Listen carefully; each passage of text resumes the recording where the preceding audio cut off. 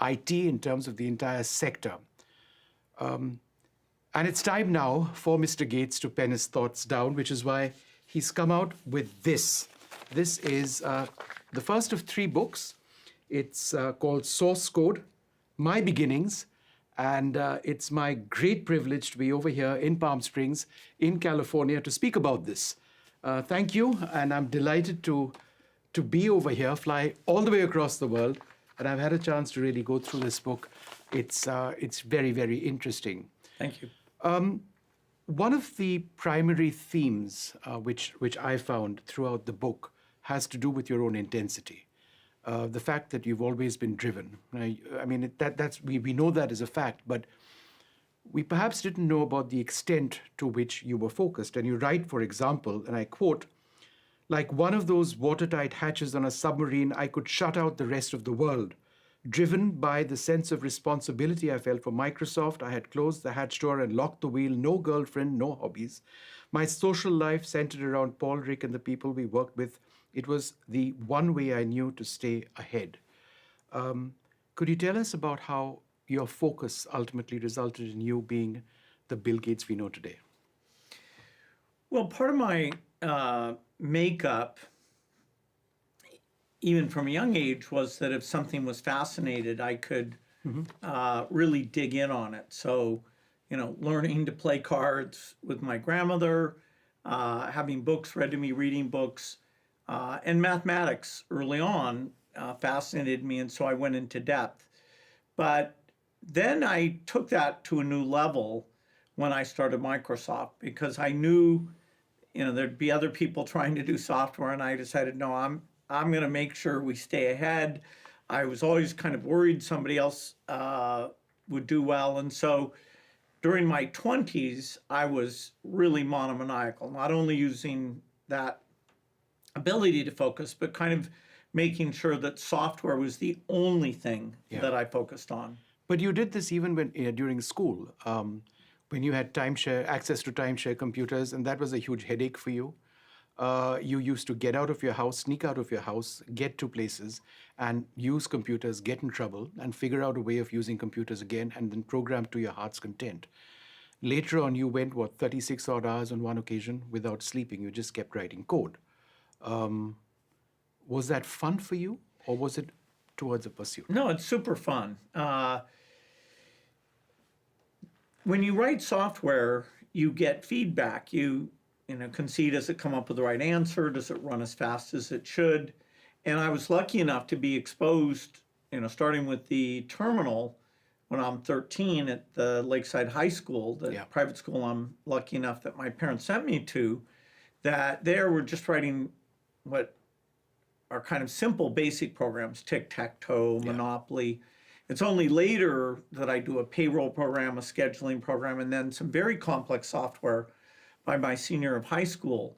But I'm given a chance to write, and then various people tell me, okay, that's really good, or that's not good enough. And so I had thousands of hours of it, and I loved it because it had this sense of correctness, of purity, that you immediately know, did you have it right?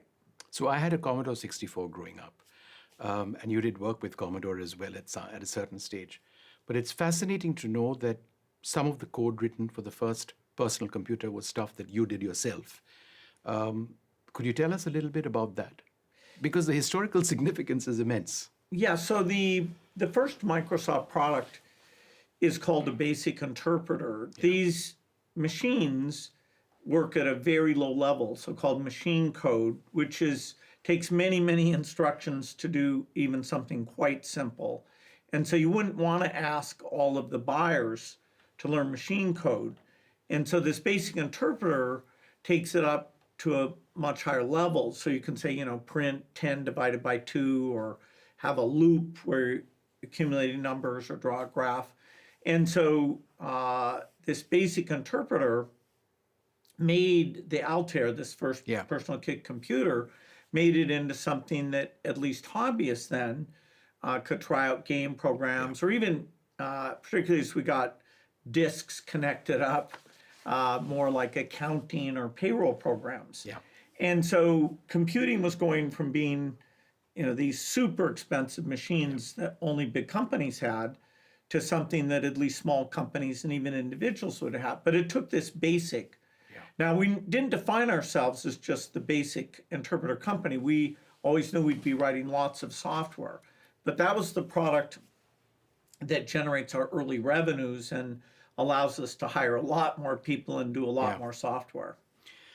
When talking about your own personal focus, I found one of the most interesting parts about how you actually sort of start speaking about what you say would today have been diagnosed as being the autism spectrum. And to use your own words, if I were growing up today, I probably would be diagnosed on the autism spectrum. In the time of my childhood, the fact that some people's brains process information differently from others can't widely be understood. When did you realize that your brain, you function differently in a more intense manner? Well, I knew there was something different. I give the example that they asked us in sixth grade to write a report, and I picked a small United States state called Delaware. I ended up turning in a 200-page report, and the other kids were turning in 5 to 10-page reports. Yeah. And I was kind of embarrassed. Wow, did I go nuts over this thing? And teachers were always a little confounded at where I was so capable and also yet so distracted. I literally had teachers at one stage say to me, we should skip you ahead 1 or 2 grades. Yeah. Or a teacher say, no, we should hold you back so you can be more mature. And I certainly, my social skills, particularly with people my own age, other than a few nerdy boys like me, were very slow to develop. And so I had, the advantages of kind of that intense focus, but some of the deficits as well. And, it befuddled my parents and teachers a little bit. And I was very lucky that, going to this private school, I was able to shape that capability into a strength. Was it difficult for you to decide to write about potentially having been on the autism spectrum? Well, I thought it was, maybe helpful to people now who get that diagnosis. Sometimes having a diagnosis is helpful to people because they can learn more about other people. It also, can be pejorative, and I worry, that would hold somebody back. I didn't have that, even though my parents, to deal with that I was causing a bit of tension, pushing back on them, they sent me to a therapist. It was never that he had some word. He was just, hey, you're wasting your time. Your parents are on your side. You're confused. And over a period of a year, he actually succeeded in convincing me that I was, picking the wrong battles to try and push back to them. But it was never about a diagnosis. He gave me some IQ tests and, told me that my mental style might be a positive thing. So it's a different world now. Kids are not allowed to go out and hike quite in an open-ended way, or to sneak out and try to find computing time. So I had parents that set good examples, had good values, but gave me free rein and sent me to this really great school. Did you grow out of what you believe you were in on the autism spectrum? Do you believe that as you grew up, you matured more, you changed, you physiologically changed, your interests grew, new relationships happened, that perhaps you weren't the same way as you were when you were growing up? Well, I think those tendencies are always there. I mean, I still love to take a 500-page book and go off and read it and try and fit it in to the knowledge I have. I don't, I've learned to socialize, of course, to hire people and run a big company. I've had to learn a lot there, but I still like to have time by myself. I would, even as CEO of Microsoft, I would take whole weeks off to just think, to make sure I wasn't getting behind in terms of what the company should be doing. And even now, as I set my schedule, if I've had a bunch of days that are with large groups of people, then I'll pick to have a bunch of days where I'm a bit more by myself. I still rock a bit, which is kind of characteristic of, they call it self-stimulation. So, I have to catch myself because it can make people nervous if I'm sitting doing that. So, no, I don't think it ever goes away. It'd be harder to diagnose now because it's less acute, and I've learned, how to shape my behavior. Yeah. Another huge theme in the book, of course, is friendships, various friendships. But let's start out early. Your closest friend was Kent. And you associated with him, you got on very well with him, you found him to be similar with, in many ways with you. You went on long cruises with him. And then you lost him. And you write, I had retreated into myself, watching a slideshow in my mind's eye, taking through images of recent days, grasping for evidence that what I had heard wasn't true. He died tragically. Could you tell us a little bit about the loss you felt? Yeah, my childhood really only had this one traumatic event in it. I'd had grandparents die, but at a pretty old age, and I'd never even contemplated the idea that somebody close to me, not to mention my very best friend, would just be killed. He had signed up for this mountain climbing class that both he and I and his parents thought was a little unusual because that wasn't what he was good at, but he was, once he decided to do something, put huge energy into it. And it was just so shocking. The headmaster called me up, made sure my parents were with me. But I had a few months there where I was just so taken aback that life could have that uncertainty. Who else would die or disappear? And he, was kind of a wonderful kid who I owe a lot to, because the idea of thinking about what career we would engage in, did ambassadors make good money? Did generals? Did scientists? Did CEOs? He got me reading business magazines that I think was very helpful. And the only thing that really consoled me at all, because I threw myself into my work a few months later, was realizing that for Kent's parents, he was irreplaceable. Yeah. I was lucky enough that I reached out to Paul Allen, who was 2 years older than me, and he sort of came in and, in his own way, became the person that I was going to pursue this, digital dream with, even to the point of coming back to Boston to be there to constantly saying, hey, maybe you should drop out. Yeah. And so I got over it, but it's still the one really sad thing I had to deal with. He died in a hiking accident. Exactly. And hiking was a huge part of your life.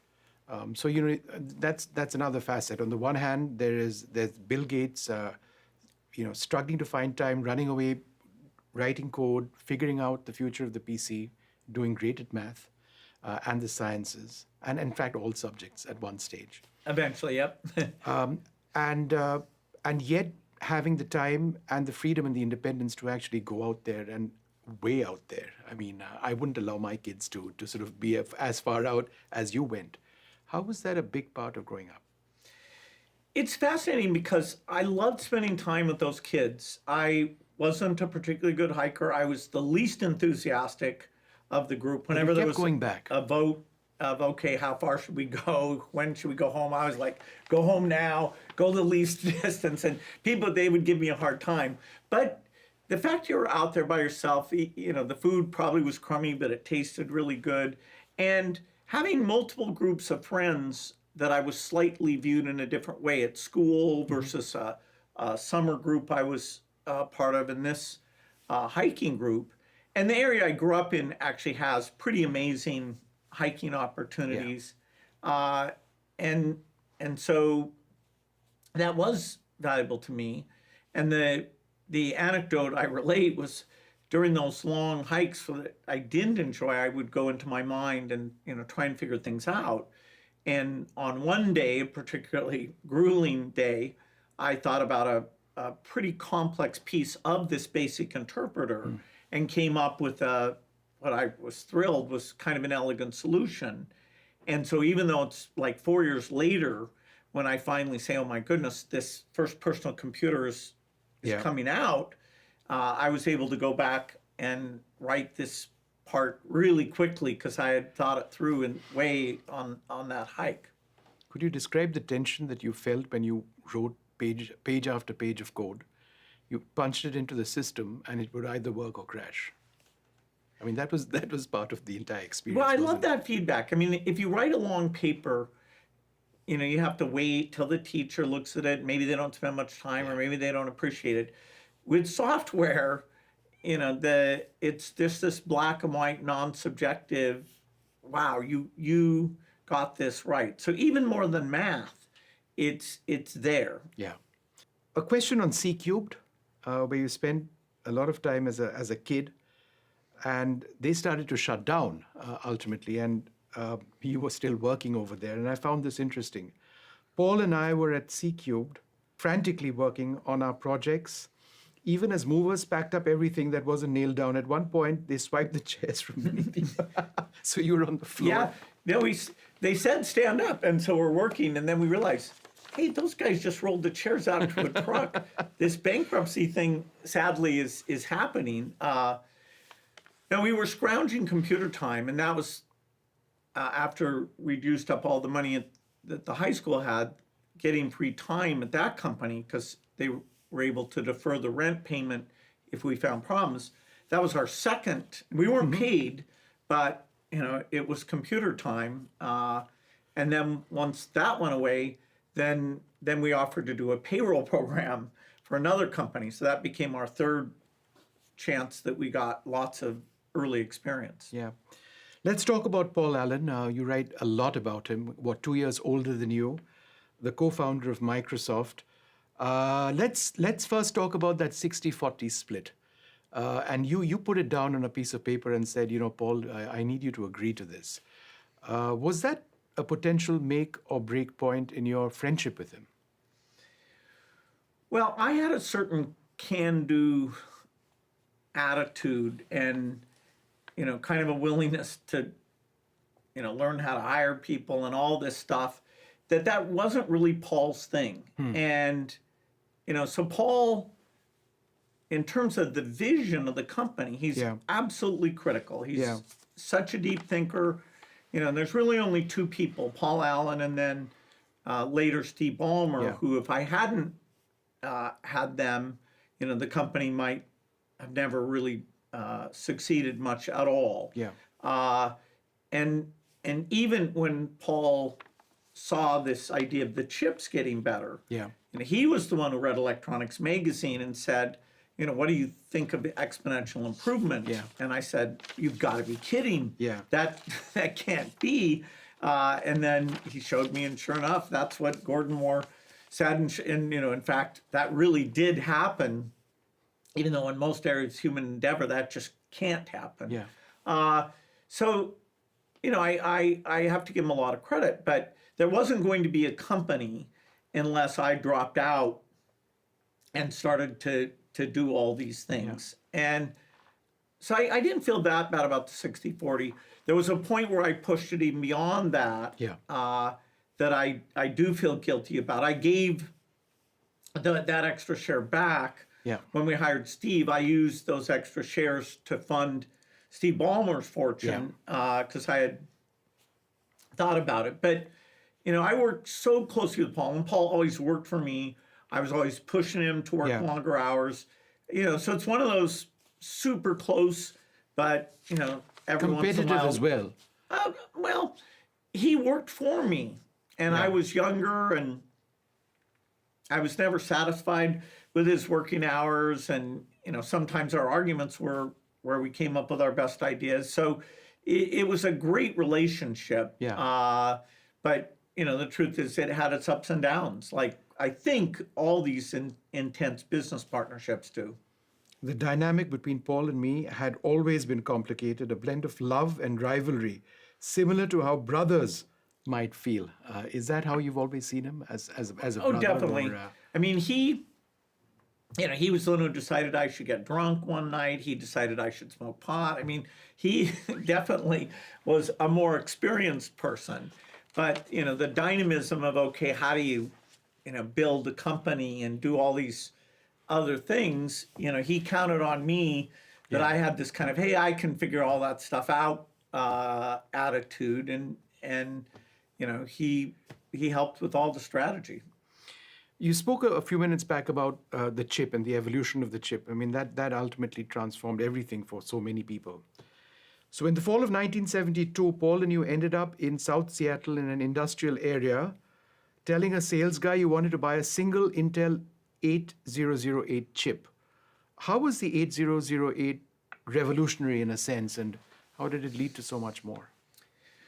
Well, so the computers that we used at first were built of these discrete components, first vacuum tubes, but then discrete transistors. And they were like hundreds of thousands of dollars. Even the super limited ones called mini computers, like the DEC PDP-8, were like tens of thousands of dollars.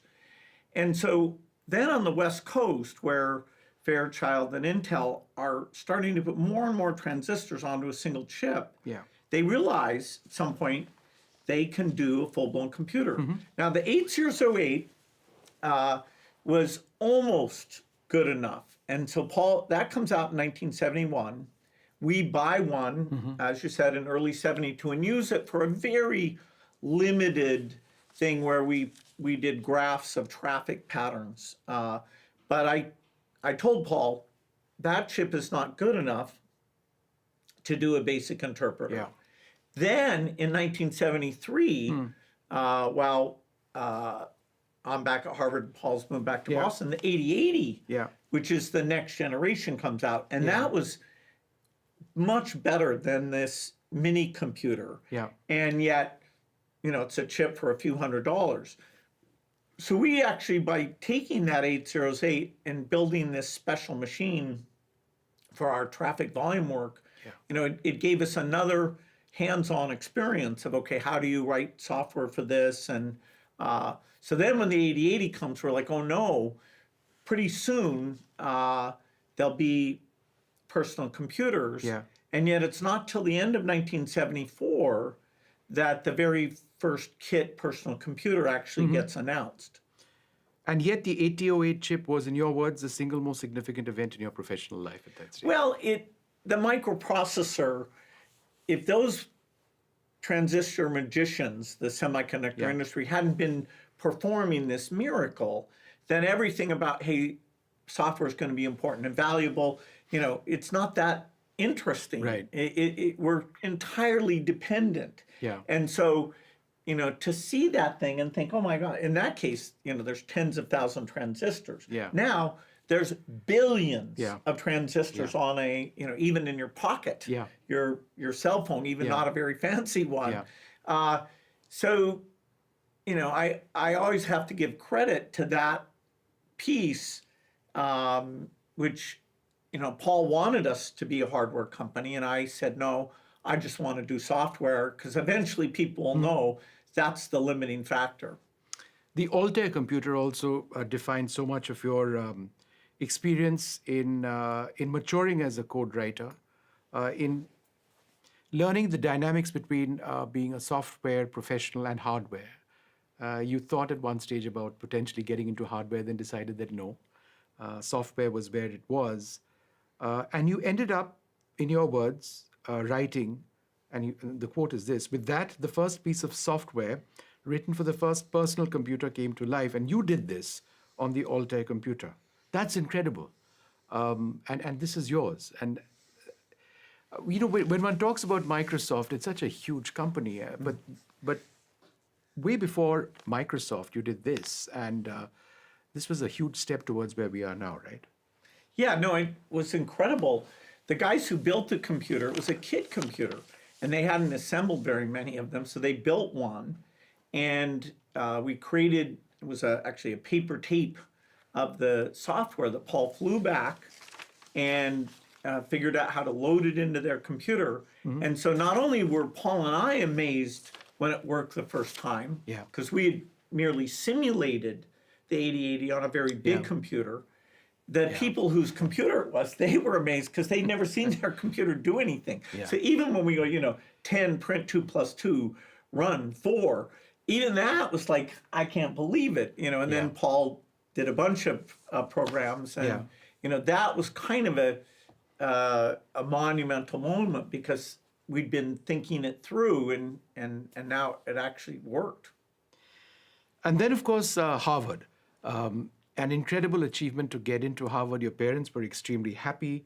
And then there was that big decision when you and Paul started getting serious about Microsoft, and you wrote a letter to Harvard stating, "A friend and I have a partnership, Microsoft, which does consulting relating to microprocessor software. The new obligations we have just taken on require that I devote my full-time efforts to working at Microsoft." How old were you when you wrote this? 19? 19, yeah.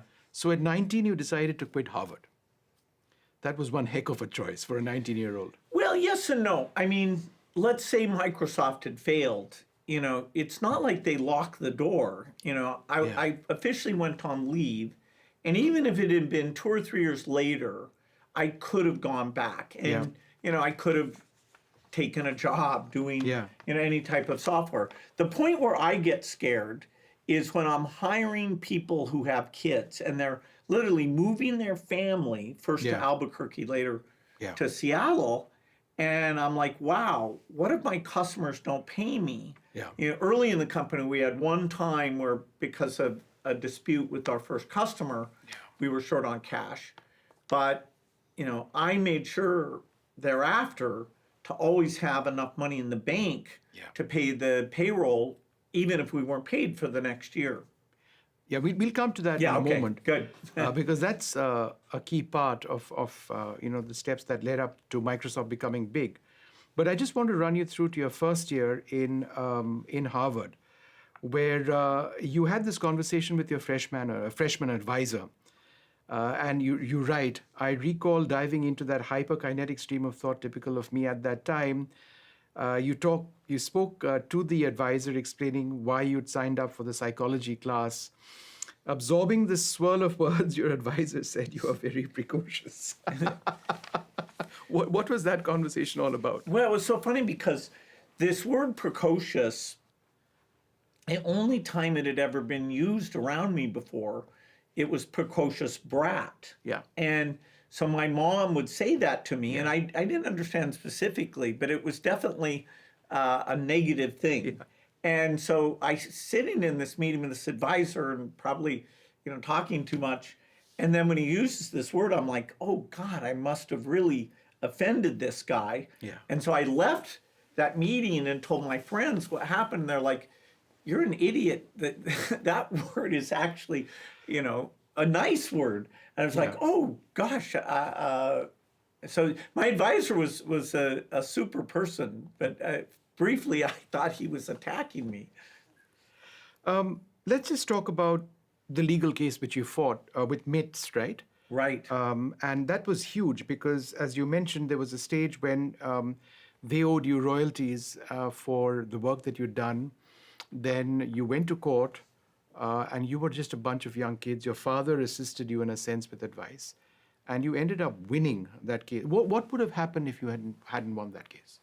It would have been a setback, but not a fatal setback. I mean, I would have had to start completely from scratch and write a different basic interpreter, and show that I hadn't used that one, because they were claiming that their exclusive license allowed them to refuse to sell it. Now, when I'd done the contract, I'd been pretty careful to make sure that couldn't happen, and that's why we prevailed. But there were about 6 months there where we were waiting for that decision, where the cash flow was tough and I couldn't be absolutely sure. And thank goodness we didn't have to go back and redo everything. And in fact, MITS had to pay us a bunch of money, several $100,000, which at the time was a bunch of money. Huge. And that was fantastic. since we were then full speed ahead. And then I, made sure never to be in that position again. You felt deeply offended that all the work that you did, there was a fundamental disrespect there, that you were owed your dues. So, you went about this with a sense of vengeance almost. It was my life. Yeah. And, I knew the customers Yeah. enjoyed it. We were listening to them and adding features for them. And, Yeah. So it would have been ironic if, we hadn't been able to continue. Everything you do or you did at that stage was with the vision of the computer becoming smaller, becoming less expensive, and the evolution of the chip actually expanding greatly. Things wouldn't be the same had that not happened, right? That's right. If Moore's law, this exponential improvement, hadn't continued, then you can't do graphics interface and Windows and and they have to make the computer faster. They have to make the storage much better, called hard disks, and they have to make the communications better, all this optic fiber stuff. So there's people performing miracles that allow software today to, be gigantic and way, it would be too slow without that improvement. Yeah. And in terms of the goal of Microsoft, and you're right, in terms of what you wanted to do, Paul and I were totally aligned on the vision to create the leading PC software maker. The goal was like a prize we could glimpse on the other side of a river, but it was clear to me by the end of 76 that the ambition to be the first to get there, to be the fastest, to build the best, is what drove you, right? Why was speed so important? Were there other competitors? Well, at first there weren't, because we were significant in the first, and the other companies that came along, they would write one piece of software, like a word processor or an early spreadsheet. Our concept was very horizontal. We were going to be the best at hiring software people. We're going to write the best software tools for debugging, and we are going to write every kind of software for this personal computer. Spreadsheets, databases, every computer language.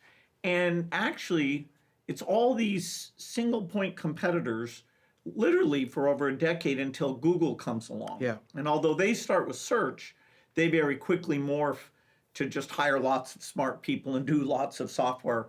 And so they were the first where they thought about being a software factory. Yeah.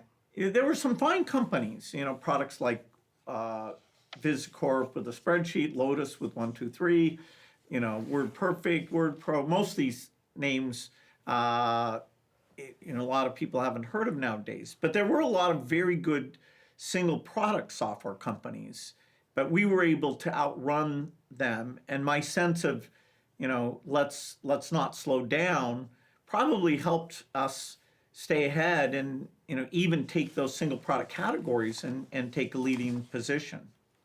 Did you ever visualize a scenario back in the late 70s that we'd be in an era of AI sometime in the future? Yes, the question of what can software do that humans can't, and what can humans do that software can't? Anybody who works on this stuff, even before I'm born, Alan Turing raises the question of, will computers be able to fool humans by talking in a very deep way? And so this idea of, okay, can you translate? Can you look at a picture and recognize it? Can you listen to a stream of speech and recognize it?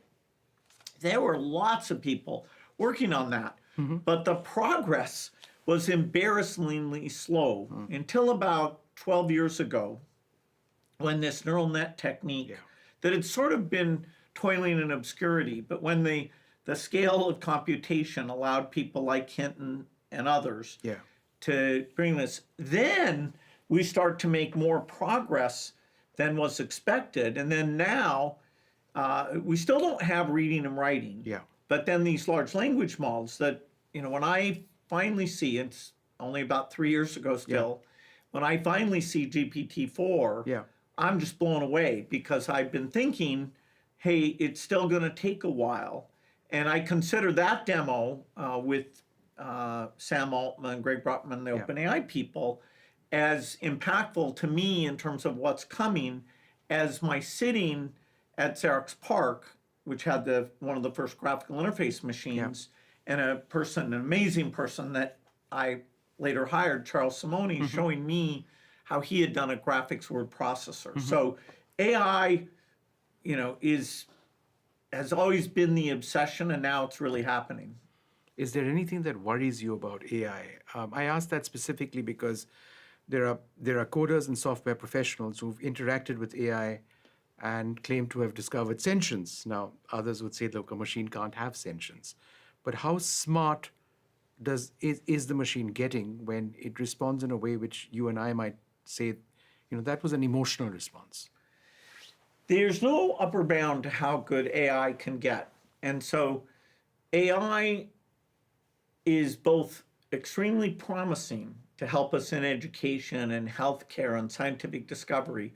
I mean, it's mind-blowing how good it's going to be and how it's going to help us. But that is also scary because since it's happening very quickly, within one generation, and we don't think there's any upper limit.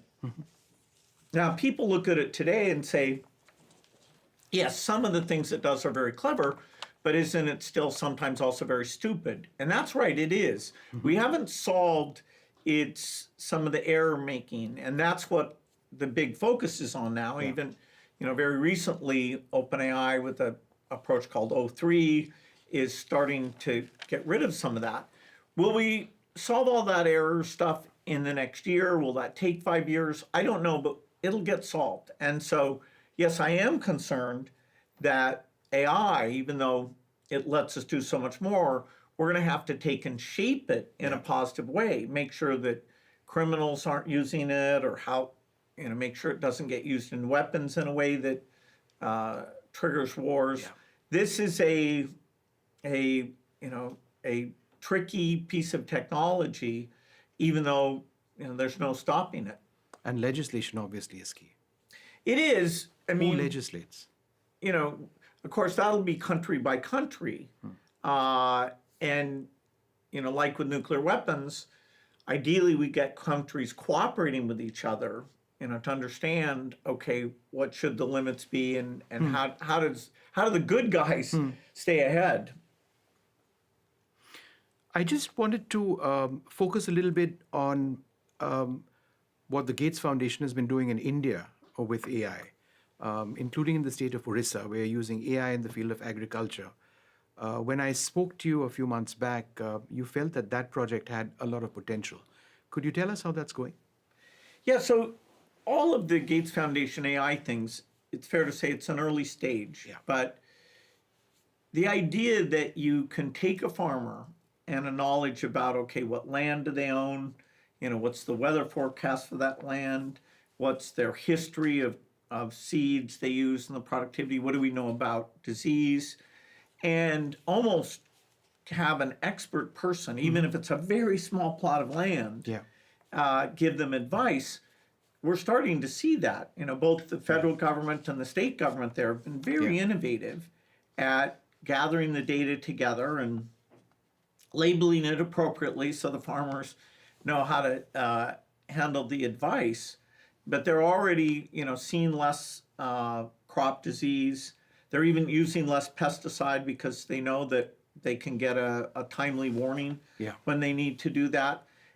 And so that's an example that's already helping the poorest farmers, and in the face of climate being less predictable, a very necessary thing. You've also had the occasion of meeting Prime Minister Modi on a couple of occasions. He's fascinated by technology. What did you talk about in terms of technology?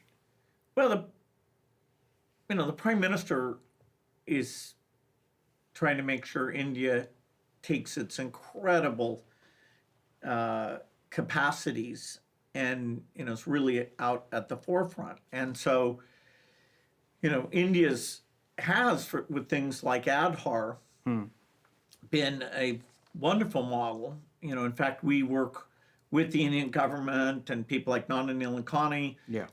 to make sure that some of those ideas are available to other countries because it's a very empowering set of tools. In education and health, there's so much more that can be done. The idea of taking the ultrasound and seeing with the pregnant woman, is this going to be a difficult delivery? And if so, make sure that she gets to a hospital where something like a C-section can be done. Or if not, then it's not necessary, and she can stay in the local community. And we have a lot of partners in India that we're encouraging them to move quickly because whenever you have a shortage of great doctors, the idea that you can make doctors more productive or even give patients information in between their visits to doctors can improve lives immensely. And is that what you spoke to Prime Minister Modi about, the potential of India's digital backend, whether it's Aadhaar or AI in health? Or I'm just curious to know what... That's always a key topic. I mean, in the cabinet, you have a lot of people who are very impressive. They come from the computer industry, and so they can follow through on these things. India has, in the agriculture area, a lot of research, because these weather changes are very challenging. And so we've been able to take the government's goals in health and agriculture and see how we can help accelerate those. Although historically AI was not part of that, I'd say the majority of our projects going forward will have some element of AI. Just one or two more questions. You write in your book, it's impossible to overstate the unearned privilege I enjoyed. To be born in the rich United States is a big part of winning a lottery ticket, as is being born white and male in a society that advantages white men.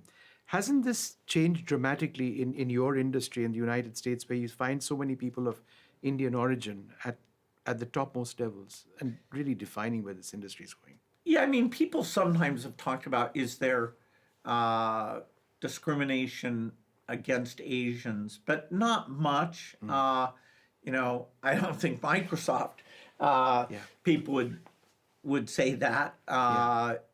It's a very talent-oriented industry, and if you're going to criticize it, it's probably there's certain personalities that if you're not, tough at sticking up for your work, so probably some talented women weren't given the opportunity they should be. The companies now are, very aware of that and trying to do a lot better. Yeah. But even if you're a male, if you're kind of shy about pushing your ideas forward, were we able to listen? Yeah. At the beginning, you're best at managing people like yourself. Yeah. And so my early team of people, I hired people not like me in terms of diversity, but like me in terms of behavior. Yeah. And now we've gone beyond that, but, we always have to be vigilant. Yeah. There's Bill Gates, the ruthless professional, driving a business which obviously is profit-oriented, and that's perhaps the way businesses should be. And then there's Bill Gates, the philanthropist.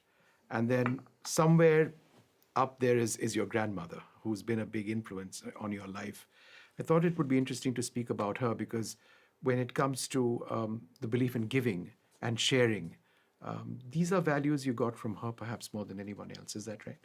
Yeah, I think she was quite religious. And then both of my parents set examples of volunteering lots of time, being very engaged in the community.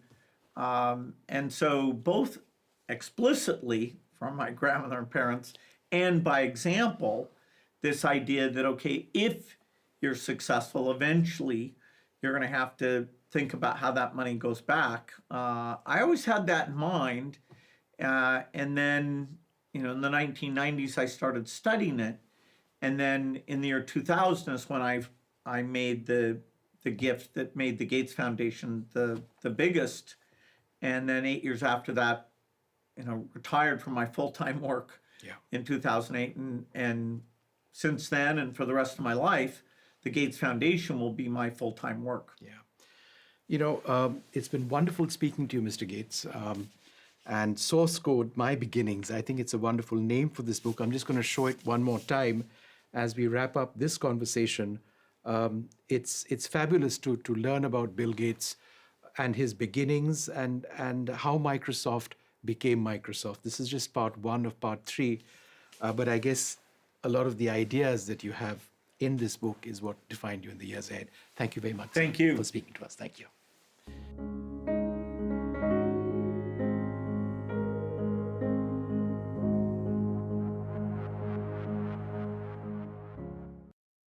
I've been reporting on all issues, big and small, from Andhra Pradesh, Telangana, rest of South India, bringing you all the action, all that you need to know, all that you want to know. The energy of Maximum City is infectious. I bring in that energy in our news coverage from financial capital Mumbai. Covering from the southernmost part of India over the last 23 years, I bring in-depth and 360-degree coverage from the Dravidian heartland. The land of Mishti is also known for its bitter politics. I have seen much water flow under the Howrah Bridge, covering Bengal in all its vivid colors.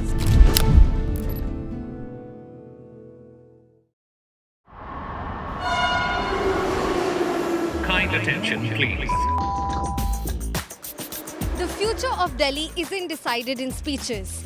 It is decided at the ballot box. BJP putting all its might to dethrone Aam Aadmi Party-led government in Delhi. Delhi's decision destination. Will the Aam Aadmi Party's success saga continue for the fourth time? Will Congress put up a tough fight and turn the tide this Delhi Assembly elections?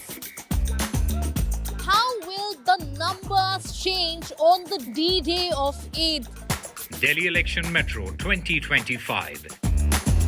Stay tuned to NDTV for Mega Metro poll coverage.